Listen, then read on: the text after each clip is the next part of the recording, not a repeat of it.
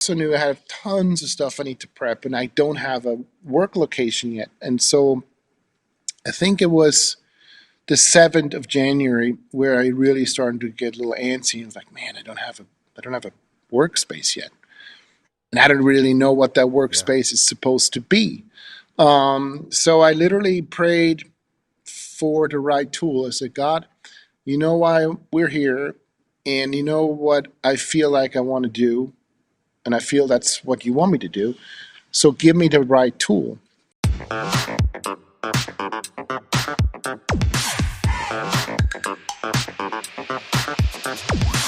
Rolling. Luso the journey, Luso baby. the journey. More coffee. I don't know if we need any more coffee, but whatever. That's right. It's all good. This is only It's all cup good. 55. That's right. I'm on the 56 now. That's right. Well, man, dude, I love being on this set, bro. Talking about our journey and Luso and, man, just introducing members of the production team. And we got another great, great guest addition, today. a great guest today. Yeah, go ahead. I was just going to say, it's just crazy when you unravel the team. I mean, to pull off a mini series like this about a real hero, from the American Revolution, my great grandfather, it takes some experts in the industry. Oh, for and sure. so, that's what we, of course, wanted to really pull together. Like, okay, we've got our own production company, but let's make sure we hire some experts. Yes. And thankfully, after 20 years in the industry, you know a bunch of those people. Yeah. And I'll be honest, I don't. Yeah. So people know that. I'm just the guy that wrote the book, and I'm the descendant. From there, I'm like, bro, you're going to have to hook a brother up. Hook a brother up. That's what they say. Hook a brother up. Yeah, man. And so you've been just pulling in rock stars. Well, and we got another one today that's like. Yeah, thank God. I mean, it's funny because when I started making phone calls about this, I wasn't sure if people were going to pick up and take the call or not, but here we are, and thankfully you're so. 6'6", So 250 pounds. People That's going to pick up the damn phone. They're going to be like, I don't want this guy to pull me through the phone and beat me with the phone, so I might as well answer now. That's really what happens. Oh, goodness. Anyways, so yeah, our next guest, what's funny is Oliver and I, who you all will see here shortly, but just a quick little note. So Oliver and I had worked on a project that I had previously talked about on when I was just kind of unpacking my journey. The Guardian. Yeah, The Guardian. Still one of my favorite projects I've ever worked on, just simply for the fact that I got to work with Kevin Costner, who is just the consummate professional. Love that guy. Super generous. And of course, got to work with Ashton and meet Demi, and a whole bunch of just cool stuff happened on that set. But unbeknownst to me, our next guest, Oliver Keller is his name, was also working stunts on that show. Yeah. And we met through other circumstances years down the road that I knew, I knew nothing really about, that he had been on The Guardian. But come to find out, Oliver is one of the top stuntmen, if not the top stuntman in all of Hollywood, and just been on massive film sets.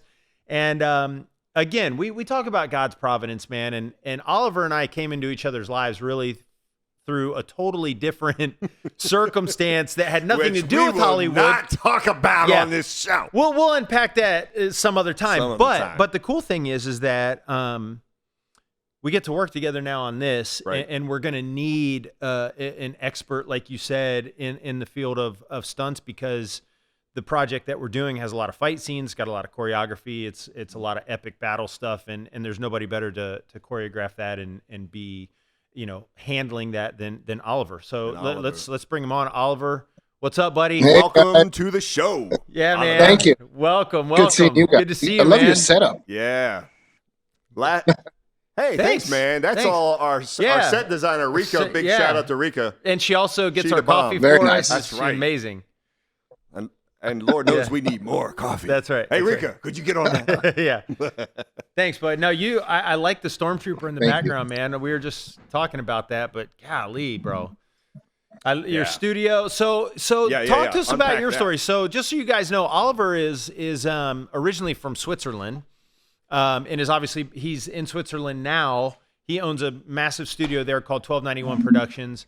But Oliver, we the podcast is about the journey, and obviously it's about the Luso journey, but more so just about the journey of our film team and who we've put together and how you started in the industry and your steps along the way and what led you to where you are now.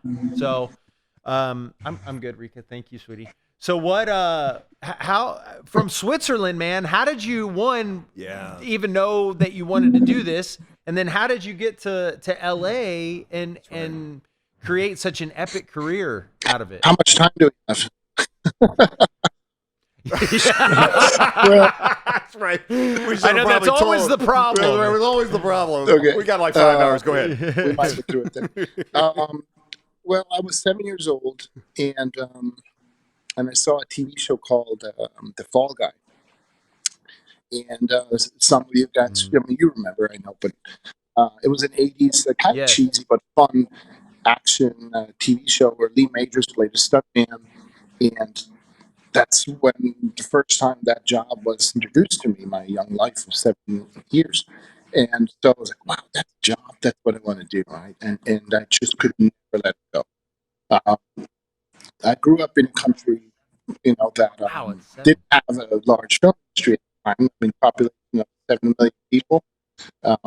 It was rather difficult to pursue that dream, but it was in my heart. And as you mentioned just a bit ago, many times, I mean, I know in my life, I wasn't even aware of someone else being in charge than just me, right? In life, and that's what many times I encountered not understanding why is this happening, why do I have it, because I felt like it was really difficult for me. I was literally thinking or asking, although I wasn't a Christian at that time yet, as a kid, right? I was saying, like, why, God, why am I born here and not in LA where it would be so much easier for me? So I always had that that wish to live in the States and to work in the film industry. So growing up, I was playing stuntman on the weekends. I was doodling in my school books how a guy was falling onto an airbag, and I was just imagining flipping cars, and I was building remote control cars to flip them. And it was just That's so it was in funny. here. It was just I was supposed to do that. I was meant to be a stuntman, and I'm just start as a stuntman, right? And so playing stuntman, growing up doing that stuff, I was made fun of a lot, right? From people or kids saying, "Well, be real. It's never going to happen. Forget about it. Learn something. Learn a trade." Um, and I just couldn't. I couldn't let that go. And so mom set me on fire with some sterno when I was 12 years old in a leather jacket. And so mom was always the supportive one. And also never, Oh, good. you know, um, never said it can't be done, right? Always like follow your dream, follow your passion. So needless to say, without her, I don't know how it would have all developed.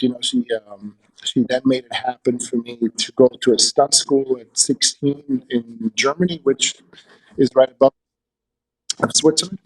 And so, man, I remember it was a long weekend of a stunt tryout for the school.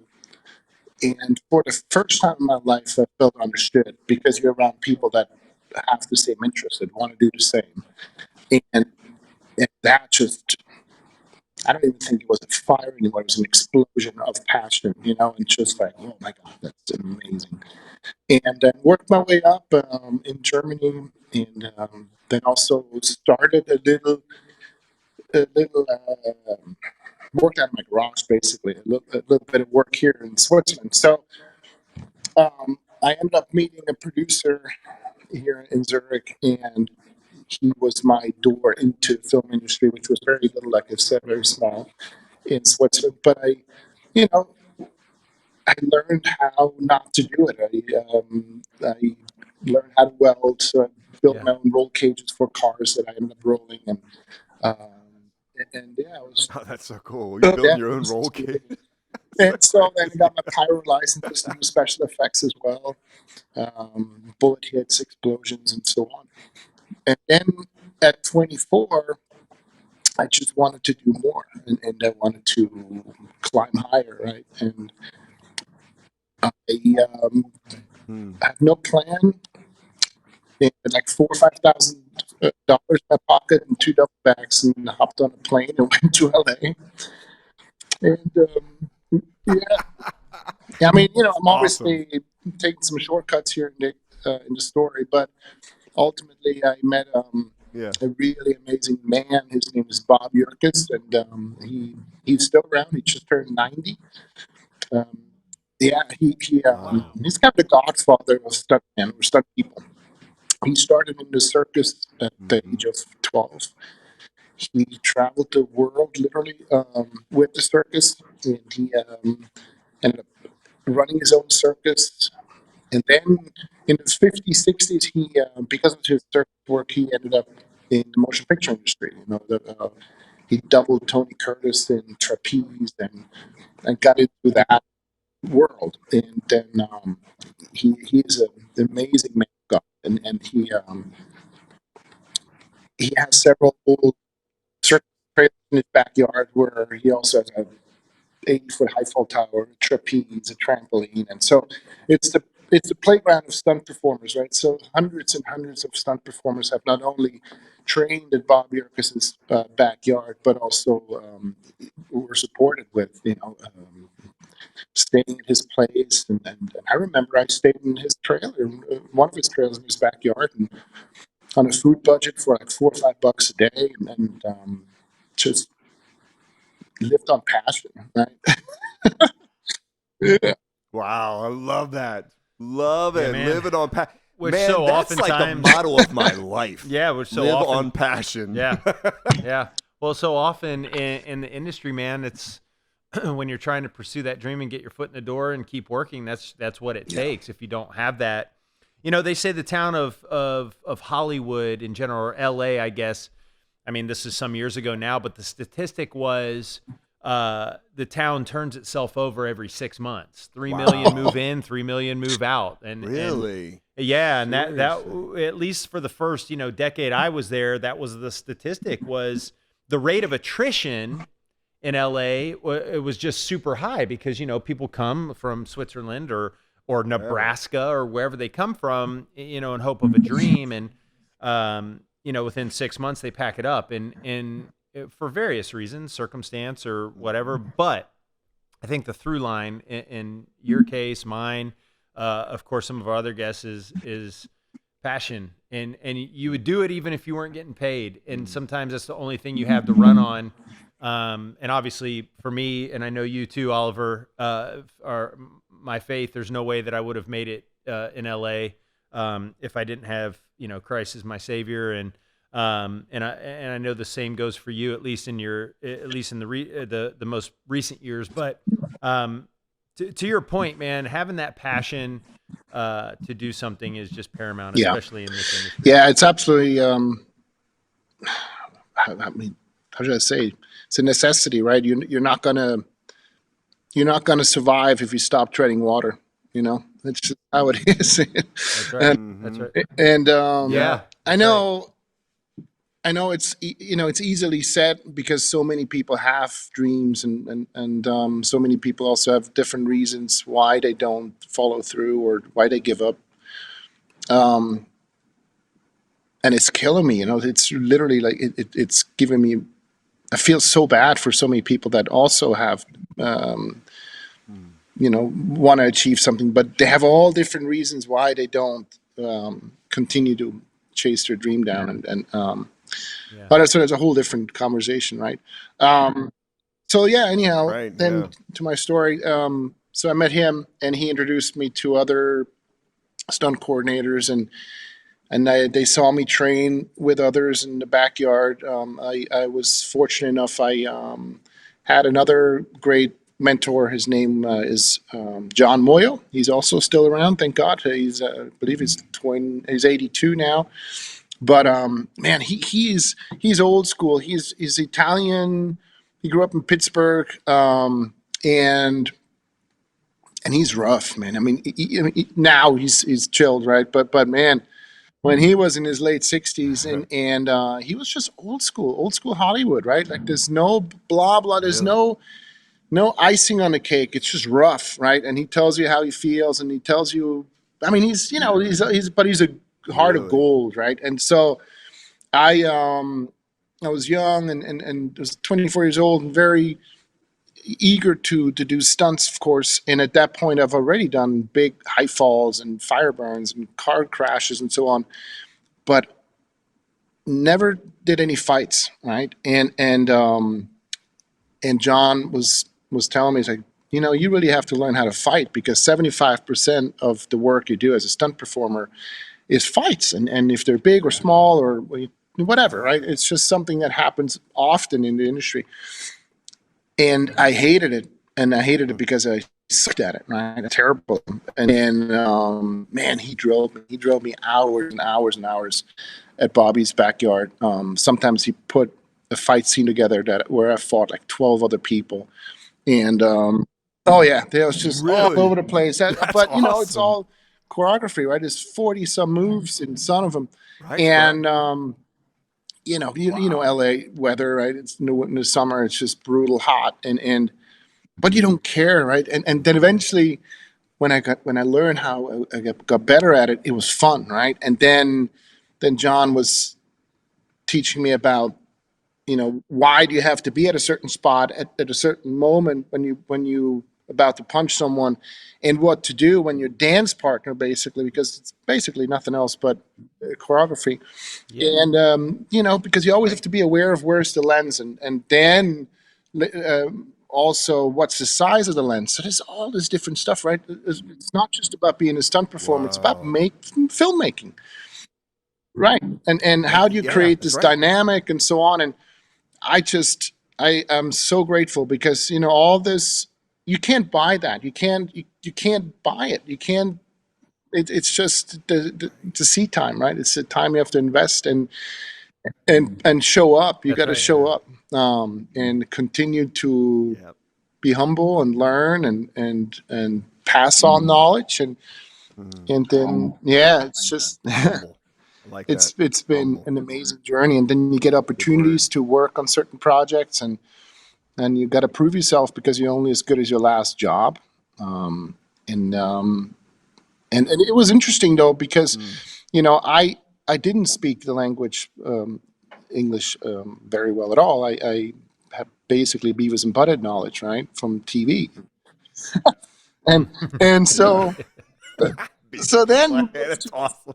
you know That's awesome. We just yeah. derailed the show all of a So you sudden. don't I love it. you're not only moving to the States, but you're moving to LA, which is totally different, right? And Mm. it's dog eat dog, Mhm. and it's a totally different mentality that I grew up, um, and sarcasm. I had to learn all this different stuff, right? And it was bumpy, man. It was not Wow. easy, but you know, I was meant to be there. I was meant to do that, and like I said in the beginning of the conversation, Mm. a lot of times we don't understand and we feel it's unfair and all this crap, right? But it's a Mhm. journey, and it's a journey that you it's important that you grow and that you're aware of growing, and that you I feel like I'm saying some good stuff here right now, but I didn't know all that. That's I right. wasn't aware of any of this at all. Like, I love it. Yeah. I love it. I Yeah. love it. I feel Yeah. like I'm saying because it is. It's Yeah, you awesome are. stuff. It's You are, raw. man. And that's what I love about it. It's real and well, it's raw. So keep like talking. I Yeah. was I was totally lost many times in LA. I wasn't always on the best roads, and not always around the best people. But I ended up somehow doing okay, and then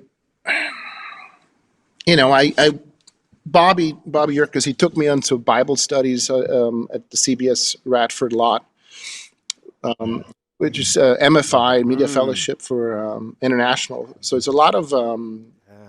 entertainment people that go there. And so that's when I was introduced to Christianity at all, because like over here, it's a lot of Catholic churches. Nothing wrong with Catholicism, but it's just not a whole bunch of Right. fun, Right. right? So when you go to a Catholic Yeah. mess, so that's when it was introduced to me that it can actually be entertaining, it can be fun to have a Bible study and learn about it and so on, and be around fun people. But That's right. And it actually be fun following Jesus, right? yeah, Right? I mean, sometimes it's like you hear this narrative that oh yeah, you're one of those stuck in the mud people. You're a Right. Christian, Right. but it does. That's not what it means to follow Jesus. And so I love that. All well, right, keep talking. again, Good. I'm not going to say I was in and out of the beliefs at all, but I may even kind of rebelled against it a little bit. It was one of those guys that maybe would say, "Well, I don't believe everything that's written in that book," and all this weird stuff. But about a year and a half, 2 years ago, it really clicked, and Mm. and you really just got to be aware of the fact that he is talking to you, that he is listening to you. And I figured about 2.5 years ago that all I have to do is ask and listen. And when we have those intuitions that we call, I I I think that's when he tells me. That's when he talks to me. That's when that's how he leads me. And till about 2.5 years ago, I was never listening. Right. I just always thought I'll know how to do it, right? And I know what to do. And Wow. as we know, that doesn't work at all. So it always reminds That's me of this right. fun joke. That's it. Always we Yeah, always wreck the car, don't we? Versus letting Jesus take the yeah, wheel, yeah, as yeah. Carrie If Underwood you would if say, you right? what did it say? If you want to make them laugh, tell them your plans.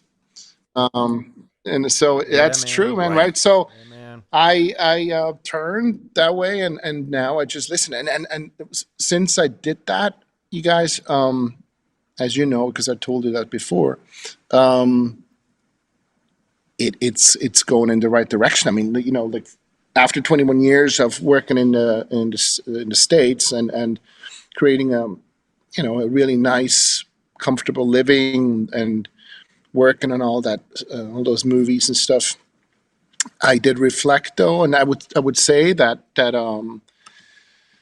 this the situation that we all dealt with the last couple of years really kind of contribute to that. It because of it, I got off that hamster wheel and I looked at Mm. everything and what I do, and I was like, do I want to get back on that and continue? Because Right. I kind of realized that at this point I was just being a part of the Hollywood machine, right? And I'm a tiny part. I'm just a stunt performer or a stunt coordinator. Um, but I saw and I reflected on what I have done in my career and what I've worked on, and I realized that I was fulfilled with all the stunts that I wanted to do because I achieved all my goals. It felt like there has not been many stunts that I haven't gotten to do, and so that part was satisfied, and then I also realized that some of the projects that come out of Hollywood are not really pushing a good narrative, Right. and Right. Yeah. a lot of them That's right. push propaganda, and I kind of got disgusted Mhm. to be a part of that, to be honest, and I said I don't want to contribute to that anymore. Although I'm just a tiny drop, I want to create Mm. entertainment that is pure entertainment or that Good. sends a good message or tells a good story, Mhm. but none of the other stuff, right? And so then, Yeah. Right. having had that thought, then it's like, well, what do I want to do then? So I want to create and produce, and like when you're working in the industry for 20 plus years, it's been 30 for me now, and you're aware and you're alert and you pay attention and you learn and you kind of expand your knowledge. You can learn a lot and you can really like see, wow, I mean, as a stunt guy, stunt coordinator, I know what kind of equipment I need to not just create a stunt sequence, but also, I don't know, talkie scene or whatever it might be. Because I'm really loving, filmmaking. And so I figured, okay, well, I could pull that off. I know a lot of people. And at that point, I was still in the States and thinking about doing that in America. But then my daughter, that is, she was 14 at the time. She came up to me and she said, "Dad, it really would be nice to be more around Grandma and Grandpa," which they lived in Switzerland. And so my mom or my dad, they may seen us like once or twice a year for quite a few years, just because of the distance, right? Either they would come and visit or we would go and visit. Yeah. And Right. and then I was thinking of my daughter Geneva. She was saying that, and I was like, wow, well, yeah. I mean, Grandma, Grandpa are not going to get any younger, and you're sure grow up too fast. And so that was Yeah. that was kind of the first thought going towards Switzerland, and then the producing aspect came in. And I created and produced shows in Switzerland before, and also because of the accomplishments that I have been given, I know that the media here and Swiss television, they listen when I come up with an idea. They admire the achievements, although I don't take any glory for it, right? But I use it I can definitely use it as a tool that I've been given. So it's like, well, okay, right. yeah, that could work, and also, you know, like LA, I didn't want Geneva to grow up in LA. That's why the last year actually of us living in the States, we were in Georgia, which was a bit better. Um, but then it's like, yeah, you know what? It's just the quality of life out here is unbeatable. I mean, Fiji is pretty good too, but Switzerland is awesome. uh, Yeah, Well, right. and I've been to your studio, and it is beautiful there in Switzerland. Dude. where I you can't are. wait, bro. I can't wait to come visit, man. Yeah. Gorgeous. It's so beautiful. The mountains are all right there. Man, it's beautiful. I love it in Switzerland. I've Yeah. been to Switzerland multiple times. But anyway, I love the studio. So talk to us about 1291. Why 1291? Yeah. So when we Yeah. did move to Switzerland, and I, back before I moved to the States, I always had a workshop or some other location for stunt testing and developing and building cars and such. So we moved to Switzerland on December 20th, 2020. Right. And then we had to sit in quarantine for 10 days at my mom's. I didn't get the key to the house that I live in now till the 31st of December. Geneva had her first day of school on the 4th of January. And I knew that Wow. early March I'm starting a TV show here, an action comedy that I coordinate. So I knew I had that job. But I also knew I had tons of stuff I need to prep, and I don't have a work location yet. And so I think it was the 7th of January where I really started to get a little antsy. And I was like, man, I don't have a workspace yet. And I don't really know what that workspace is supposed to be. So I literally prayed for the right tool. I said, God, you know why we're here, and you know what I feel like I want to do, and I feel that's what you want me to do. So give me the right tool. And then I get a call the next day from my friend Marcus that lives in the States, and he said he's Swiss, and he said, "Hey, you're still looking for a location, don't you?" And I said, "Yeah." And he said, "Well, call my brother. He's got tons of real estate." Um, and then I called his brother, and the next morning at 7:30, we were outside here in front of the gate. It opened up. Geneva was right next to me, and my brother. And I'm looking at this, and it's like, this is the right tool, right? And Wow.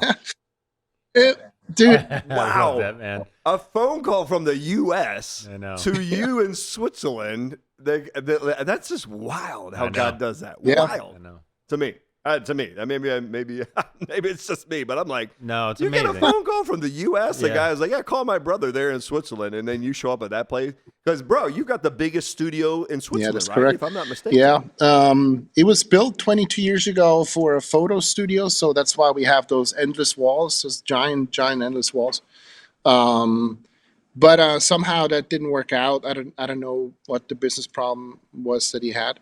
And then it was just sitting empty as a warehouse, and it was supposed to be here for us, right? And because we not only have a large studio space, as you know, but we and makeup rooms and meeting rooms, and we also have a what's it called, an underground garage, which has a really high ceiling and a big workshop in there with a 2,300 square foot workshop where we build all the stuff, And now we also just built, I think it's a 500 square foot sound studio, so we can do all our own dubbing and sound design down there. And it's also a recording studio for a band. It kind of started because Geneva was asking, Dad, I need a practice spot for my band. She has a little band with a couple of buddies. And I looked around. That's awesome. I know it is. Dad, I need a place to play my I band. look, That's awesome. I mean, they're teenagers, Okay. right? So they need something to do, and I saw that room down there, and it was wrong for it. It was way too big. It was too long, and it was too high, and it was all concrete walls. And I said, well, if we pull a wall in with a nice door and a big window, so we build a sound studio. So my guys and I built a sound studio. That's awesome. That's awesome. Oh, And thus 1291 Productions was So born. the Boom. name, the name. Yeah, so Yeah, obviously, 1291. coming from stunts and action and all that stuff, that's like the first go-to thought that we have, right? It's like, what's the company going to be called? What's the website going to be?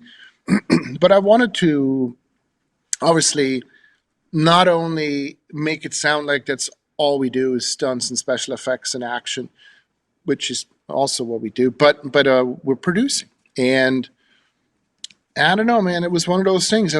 We were sitting on the table, my brother and I, in Geneva, and we're just writing down names and ideas, and it was wrong, and it was wrong for days, and literally all of a sudden, again, God smacked that in my head, right? 1291 Productions, and I think numbers are kind of cool in a name, and then also 1291 is the year that Switzerland was founded, so it kind of made sense, Oh, that's cool. I didn't Love know it. that, man. That's awesome. Love it. Yeah, love that's it. very cool.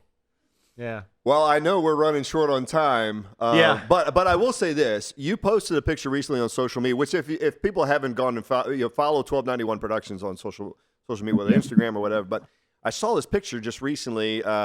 You working with Arnold. I think you've worked on 175 different films, sets and whatnot. But working with Arnold Schwarzenegger from Austria, you're Swiss. What was that like? What I mean, working with the man himself, the legend in the industry. What was that? It was like great. He is extremely professional, very kind, and yeah, I mean, that's just the words you want to use because that's how he is. He makes work fun and easy, and he does a fantastic job, and he knows when to crack some jokes and when it's time to be serious. And I had a wonderful time with him. It was really cool. He enjoyed talking German. What was the scene? Oh Yeah. he enjoyed talking German versus English. But what was the scene that you were working with him on? There was something with the machine. I was looking at the picture. I was like, whoa, that's pretty Yeah. It was wild. What were you guys doing? not a great movie, but it was a film called Sabotage. And Oh, I yeah. think he played a I haven't FBI seen that. agent or something like that. And you know where Yeah. my other good friend and actor I work with, Joe Manganiello. He he was on that as well, but I didn't double him. There was no need for doubling on that. But I was brought in for safety in Arnold on the back of his pickup truck.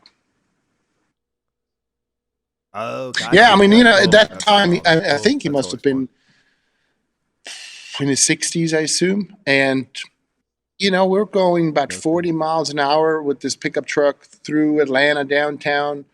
And he has to stand on the back of this truck bed and lean over the roof of the car or the truck.